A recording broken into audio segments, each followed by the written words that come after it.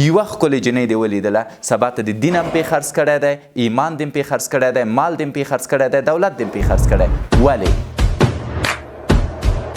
زه فکر کوم په اوسنۍ نړۍ کې انسانانو خپل اولویتونه له لاسه ورکړي. اوس موږ ته مور و پلار ارزښت نه لري، پیسې راته ارزښت لري. اوس موږ ته خدای ارزښت نه لري، د نورو خلکو خوشحالي راته ارزښت لري. حتی زه داسې ځوانان لرم چې کله د خارجیانو سره بحث کوي، هغوی ته غواړي ووایي چې زه ډیموکرات یم او د دې له امله زه ډېر مذهبي سړی نه یم. دا په خپل ذات کې شرم دی چې انسان وایي زه مذهبي سړی نه یم او هغه ته سره کرښه خپل دین نه وي. زه روانشناسان پیژنم چې خاندي او وایي چې زه مذهبي انسان نه یم، زه تر ډېره حده پورې په یوګا باور لرم، زه ډېر جدي نه یم، زه جنۍ ته نه وایم چې فلان کار مه کوه فلان وکړه. که ته دین نه لري او خدای نه لري، اصول او قوانین نه لري، ته نشې کولی په صحیح شکل ژوند وکړې. زه په شدت افتخار کوم چې یو مسلمان ډاکټر یم او ماته اسلام زما د طبابت نه مخکې دی، ماته اسلام زما د مور و پلار نه مخکې دی، ماته اسلام زما د کورنۍ او زما د ژوند او د زندګۍ نه مخکې دی. ځکه خدای دی چې زه یم، ځکه پیغمبر دی چې زه یم، ځکه د ژوند قوانین هم دوی راته ښودلي دي. که زه د خدای نه ویره ونه لرم، زه د چې هیچا نه ویره نه لرم، په اساسي شکل شرایط داسې دي هغه انسانان چې دین او مذهب نه لري په دو باندې د عملیاتونو باور نه کیږي. ځکه که یو انسان دین ونه لري او د خدای نه ویره ونه لري، هغه یو بل نفر چې عملیاتوي خو هغه سره هر څه کوی شي وروسته د دې چې بېهوشه شي. بنان ډېره زیاته مهمه ده چې په ژوند کې تاسو سرې کرښې ولرئ او د هر انسان سره کرښه باید د هغه دین اوسي. تاسو وګورئ اکثرا ایتیستان، هغوی چې بې دینه دي، ټول عمر په ټویټر کې تیر شو، په پوسټونو کې دوی لارورکې دي، دوی د ژوند نه خوند نه اخلي، دوی ګمراه دي. اکثرا ایتیستان ولې خودکشي کوي؟ په داسې حالت کې چې هر څه لري، ځکه دوی یو قانون ته ژمن نه دي. او کله چې ته قانون ته ژمن وي، د تا زړه ارامه دی او په تا خلک باور کوی شي. زه همیشه یو پوښتنه کوم، زما ورځ داسې پیلېږي مخکې د دې چې زه راپورته شم او شیطان ووینم، د شیطان سره مقابله وکړم، شیطان ته په سترګو کې وګورم، زه د خپل خدای سره ملاقات کوم او زه د خپل خدای سره خبرې کوم. مخکې د دې چې زه انسان ووینم، زه د خپل خدای نه مشوره اخلم. ډېری خلک وایي څنګه؟ د سهار په مونځ ته مخکې د شیطان د لیدو نه که د خدای سره ملاقات وکړي، نو شیطان نشي کولی ستا روح ته وسواس وکړي. آیا د سهار مونځ کوئ؟ نه، اوس اکثریت ځوانانو پرېښی دی. یا که چېرته لږ څه مخته لاړ شو، په دې اړه خبرې وکړو چې ټولنیز ژوند مو څنګه دی؟ آیا د خپلې خورکۍ احوال اخلئ؟ آیا د خپل کاکا کره ځئ؟ آیا د خپلې عمه پوښتنه کوئ؟ موږ دا هر څه پرېښي دي. نه د خور پوښتنه شته، نه د ورور پوښتنه شته، نه د هغو سره ژوند او زندګي شته. حتی که د هغوی پوښتنه هم کوو، په دې شکل کوو چې ورته وښیو نن ما موټر اخیستی دی او ته بې موټره پاتې. نو دا هغه څه دي چې اسلام یې تا نه غواړي، دا هغه اولویتونه دي چې اسلام یې تا نه غواړي. مثلا په اسلام کې د مونځ په شدت بحث شوی دی، مونږ پرېښی دی. په اسلام کې په دې شدیدا بحث شوی چې ته باید خوب وکړې. مونږ له خوب پاتې تر 9 بجو تر 12 بجو تر 1 بجو پورې مونږ ویښ اوسو. په اسلام کې شدیدا په دې بحث شوی چې ته باید د هر عمل نه لرې اوسې. مونږ اوس سګرټ وهو، مونږ اوس چرس وهو، مونږ اوس پوډریان شوي یو، مونږ اوس تابلیتکه اچوو. په اسلام کې په شدت باندې په دې بحث شوی دی چې ته باید د پورنوګرافۍ یا د لوسو فلمونو د لیدلو نه لرې اوسې. مونږ اوس لوس فلمونه ګورو، مونږ اوس بې حیایۍ ته مخه کړې، مونږ اوس نفریانې لرو او په افتخار یو بل ته وایو چې لرو یې. نو په ټوله کې دا هغه اساسي اولویتونه دي چې د اسلام په چوکاټ کې ته باید تعقیب کړي. زه دا وایم چې اسلام ته په رښتینې معنا ژمن اوسئ. ما مخکې ویلې چې مسلمان که چیرته خپل دین ته ژمن وي، هغه کولی شي په ژوند کې اعتبار هم لاسته راوړي، پرمختګ هم وکړي، پیسه دار هم شي، ځکه د ده نه خدای راضي دی. او د خدای د رضایت لپاره ما ډېر کوچني ګامونه تاسو ته وښوده. یو د هغو نه 5 وخته مونځ دی، یو د هغو نه دا و چې ټولنیز ژوند ته ژمن اوسئ، یو د هغو نه دا و چې تاسو پوره خوب وکړئ، یو د هغو نه دا و چې تاسو عمل یا احتیاط پرېږدئ، یو د هغو نه دا و چې تاسو کوشش مه کوئ چې لوس فلمونه یا پورنوګرافۍ ته مخه کوئ. د دې ترڅنګ دروغ مه وایئ او خیانت مه کوئ. تاسو لاړ شئ زما کومنټونو ته وګورئ. کله چې زه یو پوسټ کوم او زما پوسټ مثلا د جنسي برخې په اړه په زرګونه خلک پیدا کیږي چې ماته کومنټ وکړي چې شرم دی، ته داسې پوسټونه کوي، نوره بله خبره نشته دی، اوس به خلکو ته د سکس په اړه بحث کوي. بله ورځ زه خبر شوم زموږ د خپلوانو نه یو زړه بوډۍ راپورته شوې ده، ویلي دي چې والا ډاکټر شکیب ناست دی د واده د شپې په اړه خلکو ته خبرې کوي، دا نه شرمیږي.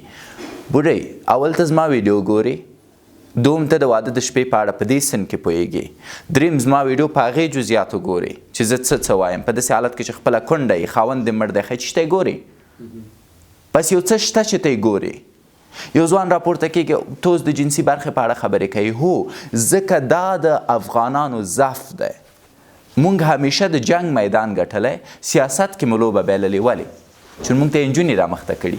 ولې؟ چون نادیده یو، هېڅکله مو ښځې نه دي لیدلي. یوه ښکلې جنۍ دې ولیدله، سبا ته د دین هم پې خرڅ کړی دی، ایمان دې هم پې خرڅ کړی دی، مال دې هم پې خرڅ کړی دی، دولت دې هم پې خرڅ کړی. ولې؟ چون ته نادیده یې، چون ته د جنسي برخې په اړه نه پوهېږې، چون ته په مدیریت د جنسي برخې نه پوهېږې.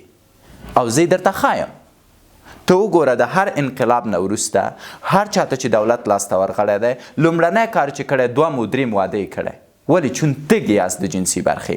هغه خپله مېرمن یې ښکلې ده، خپله مېرمن چې ده نیکه ده، خپله مېرمن یې بیبي ده، اما دی چون په جنسي برخه کې معلومات نه لري، فکر کوي د 2 واده سره به زه خپله ارضا ډېره کړم، خوند به مې ډېر شي. نه کېږي. پس 3 واده کوي. پس 2 مخۍ ته وګورئ، خیانت ته وګورئ، دروغو ته وګورئ. ځوان خپله ناست دی موټک وهي، خپله ناست دی موټک وهي. نه پوهېږم څوک ګوري، ما ته ډېر نومونه یاد نه دي،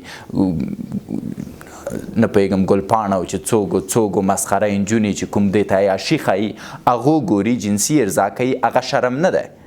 کله چې زه ورته وایم چې څنګه اسلامي جنسي اړیکه ونیسي او د اسلام له اړخه څنګه پوه شي چې سکسولوژي یعنې څه، او دا د موږ د ژوند یوه مهمه برخه ده. په دې حضرت محمد صلی الله علیه وسلم ډېر زیاتې خبرې کړي دي، په مساجد کې په ساعتونو خلکو ته په دې اړه معلومات ورکړي.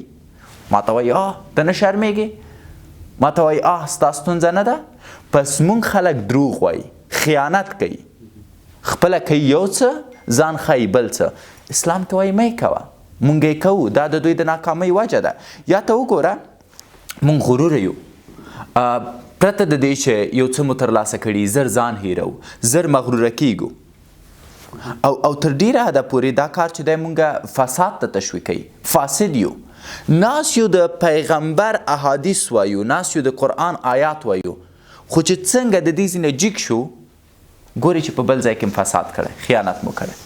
ما داسې د تره زامن لیدلی دي چې د خپل تره زوی ته چې دی قرآن او حدیث ویلی، د یووالي خبره یې کړې.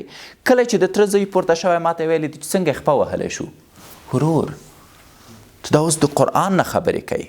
په زه وایم غواړئ بریالي اوسئ، خدای ته ژمن اوسئ. زه فکر کوم هر هغه انسان چې خدای ته ژمن نه وي، زه پرې باور نشم کوی. هر هغه انسان چې خدای ته ژمني، زما یو ملګری دی 5 وخته مونځ یې کوو. ما په پټو سترګو په اعتبار وکړه، مونږ د 8 لکو افغانیو 8 لکه ما واچولې، 8 لکه ده واچولې، او تجارت مو شروع کړی. ټول ملګري مې ویل قرارداد دې کړی؟ نه. ورسره غږېدلی په فیصدۍ؟ نه. تجارت په اړه یې پوهېږي؟ نه. کور یې درته معلوم دی؟ نه. څنګه دې 8 لکه روپۍ ورکړي؟ چون خدای نه ویرېږي. هغه که 5 وخته مونځ کوي ما ته خیانت نشي کوی. همداسې هم شوه، سړی راغه، فیصدي هم راته راکړه، په هغې تجارت کې مونږ ښه ګټه هم وکړه، ځکه اولویتونه معلوم دي. پس آیا اولویتونه معلوم دي؟ که معلوم دي کوم شیان چې زه وایم آیا تاسو کړي؟ ځینې وختونه مونږ 5 وخته مونځ کوو، مونږ قرآن تلاوتوو، مونږ روژه نیسو، مونږ خپلوانو کره ځو، ټول هغه ابتدایي مسایل چې ما ویلې. مونږ د الله نه ویره لرو، 5 وخته مونځ کوو، مونږ ټولنیزې اړیکې ساتو، مونږ په خپل وخت باندې خوب کوو، مونږ چې دی عمل بد نه لرو، مونږ پورنوګرافۍ یا عیاشۍ نه ځان لرې ساتو، مونږ دروغ نه وایو، مونږ خیانت نه کوو، مونږ مغروره نه یو، مونږ فساد نه کوو. ولې بیا هم د ژوند نه خوشحاله نه یو، بیا په ژوند کې راحته نه یو. یو اساسي دلیل دا دی چې ټول هغه شیان چې کوم مونږ لرو د هغې دپاره شکرګزاره نه یو، او همیشه وایو چې نه زه کم لرم، پرته د دې چې وګورم چې د نورو حالت څه دی. زه نه پوهېږم چې دا داستان به تر کومه حده پورې د اسلامي اړخ نه ښیي، ولې پیام یې ډېر جالبه دی. زه ځکه غواړم دا رانقل کړم. وایي یوه ورځ موسی علیه السلام په لاره روان دی او یو نفر ګوري چې ډېر زیات پیسه داره دی، اوښان دي، میلې دي، ښځې دي، ګیلاسونه دي د طلا، کاسې دي د طلا، پکې انګور دي. موسی علیه السلام ورته ګوري، غواړي چې تیر شي، د پاچا پام کېږي. موسی علیه السلام ته وایي دلته راشه. موسی علیه السلام ورځي، ورته وایي چې ورور زه د مال او دولت نه په شدت سره ستړی یم، لطفا خدای ته وایي چې ما غریبه کړي، نور دونه دولت زه دا څه کم، لږ دې راکم کړي. موسی علیه السلام وایي سمه ده، زه به ستا عرض وړاندې کړم خدای ته. په لاره تېرېږي، د دشتې راځي، په دې دشتو کې ریګ دی، ریګ کې ګوري یو سړی ناست دی، یو لونګ یې ځان نه تاو کړی دی. موسی علیه السلام ته وایي دلته راشه. موسی علیه السلام ورته وایي څه خبره ده؟ وایي وروره تباه شو، یوه روپۍ نشته، مال نشته، ثروت نشته، جایداد نشته، دغه یو لونګ لرم په دې دشته کې ګرځم، خدای ته وایي چې یو څه راکړي په لیاز د خدای، مړ شم د لوږې. موسی علیه السلام وایي سمه ده. موسی علیه السلام ځي د خدای پاک ته، خدای پاک ته وایي چې 2 بندګان مې ستا ولیده، یو وایي چې زه ډېر زیات پیسه داره یم، د مال نه په تنګ یم، لږ مې غریب که، یو وایي زه ډېر غریب یم، ما ته لږ مال او ثروت راکړه. الله تعالی وایي هغه چې پیسه داره دی ورته وایي چې ناشکري وکړه، هغه چې غریب دی ورته وایي چې شکر وباسه. موسی علیه السلام بیرته راځي، پیسه دار ته وایي چې خدای وایي ناشکري وکړه، پیسه دار موسی علیه السلام ته وایي چې لیونی، ګیلاس د طلا، مجمع د طلا، اوښان، جایداد، عیش و نوش، ولې ناشکري وکړم؟ 1000 بار شکر. غریب ته وایي چې خدای پاک ویلی شکر ګزاره اوسه، غریب وایي یاره ته لیونی، چی شي کې شکر ګزاره اوسم؟ هیڅ شی نه لرم، شکر وباسم. 2 ورځې وروسته چې بیا موسی علیه السلام راځي، ګوري چې پیسه داره نورم پیسه داره شوی. موسی علیه السلام په لیاز د خدای دا خو نورم جایداد راغی، نوره ګټه مې هم کړې. غریب حالت ته چې ګوري هغه یو لونګ هم شمال وړی، ریږې په ځان اچولی چې څوک مې ونه ګوري. پس دا ډیره زیاته مهمه ده چې تاسو په ژوند کې شکرګزاره اوسئ، د هغه څه دپاره چې لرئ مننه وکئ. موږ اکثرا نه مړیږو. مثلا زه وایم ممزرما ټول زما، پرېږده چې بل ورور دې مې یو څه پیدا کړي، پرېږده چې بل ورور دې پیسه داره شي، خپل هم پیسه داره شه، او په کوم حالت چې لرې شکر وباسه، ځکه د تا نه بدتر هم شته، د تا نه نیک هم شته. اکثریت خلک ما ته وایي چې ما پسې خلک راځي، موسسې، پروډکشنونه، مختلف ځایونه، او زه چې کله ګورم چې دوی پیسه داره دي او ما ته بهتره آفر کوي، زه یې نه منم.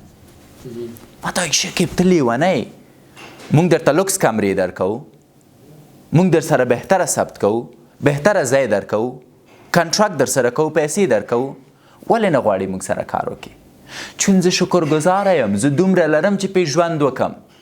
ولې داسې یو کار ونه کم چې په هغې کې یو بل چاته زمینه د دې مسایده کم چې هغه هم ما سره همګامه وي؟ ته څه فکر کوي 10 کاله وروسته زه نور زوړ یم، نور ما کې دا جوش نشته، زما راتلونکی آینده جنریشن ته یې که زه د یو پیسه داره زوی سره کار کوم، کوم چې د پلار د پیسو په زور ما د ځان سره کینوي، هغه نشي کولی زما حیثیت، هغه نشي کولی زما وقار، هغه نشي کولی زما د ژوند اساسي هدف مخته یوسي. خو 10 کاله وروسته چې کله زه زړېږم، دا ځوان هغه ځوان، او ته کولی شي زما ځای ونیسي، ځکه ته زما د ژوند نه اغېزمن کېږي، ته بیا بل ځوان ته چانس ورکوي، او کوم جوش چې ما ته لرو او کوم نیت چې ما ته د بدلون لرو، د هغې نیت نه ته منظم باخبره کېږي، ځکه تا ټول هغه زحمت ما سره ویستي چې د پیسه داره زوی نه وباسي. نو زه فکر کوم شکرګزاره اوسئ. دنیا سره عادت مه کوئ. تاسو که غواړئ په ژوند کې ونه دردېږئ، د هیڅ شي سره عادت مه کوئ، هیڅ شي سره انس مه اخلئ. کله چې ته د یو شي سره عادت کې ځان، بیا هغه شی چې د لاسه ورکوي تا ته زور درکوي، او ته د بخیلۍ احساس کوي، او دا هغه څه دی چې تا ته درد درکوي. موږ ځانونه د څه شي سره عادت کړي؟ موټر سره، پیسو سره، کور سره، سرمایې سره، مال سره، دولت سره، تلیفون سره. ستا خبره اوس که ته چیرته غواړې د دې شیانو سره ځان عادت کې، دا همیشه په بدلون کې دي. که ته چیرته تلیفون سره عادت وي، آیفون 12 لري، اوس نو 15 راوتلی، او که ته 15 نه لري، نور ستا زړه نارامه دی. که ته د کور سره عادت لري او ته کانکریټي کور لري، اوس نو خلکو بلند منزلې جوړې کړي، اوس د هغوی بلند منزلې ګوري، باید خپل کور وران کړي، د هغوی په شکل جوړ کړي، نو ته نارامه یې.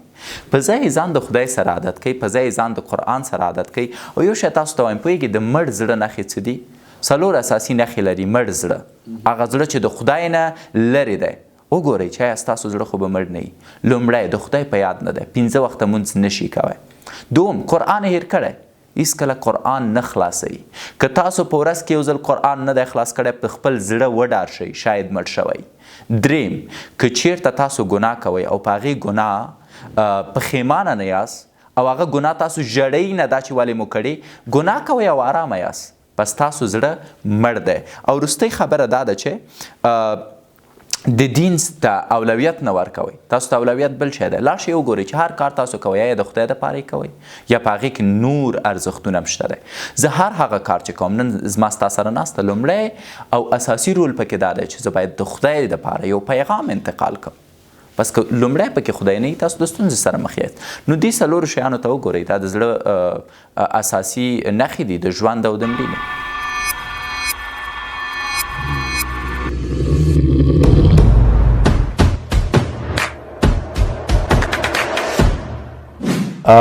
مونږ چا سره د ضعیفه مغز د تقویې لپاره مرسته نه کوو. مونږ سپین ماموریت جوړوو چې یو داسې کلینیک دی چې په هغې کې به مایوسه ډپرس او د ژور خفګان درلودونکو ځوانانو سره خبرې کوو او دوی به په خپلو پښو درو. سپین ماموریت داسې یوه پروسه ده چې په میلیونهاو په لکاو هغه ځوانان چې ناهیلي ناامید او لوارو کې دي دوی ته لار ښایي.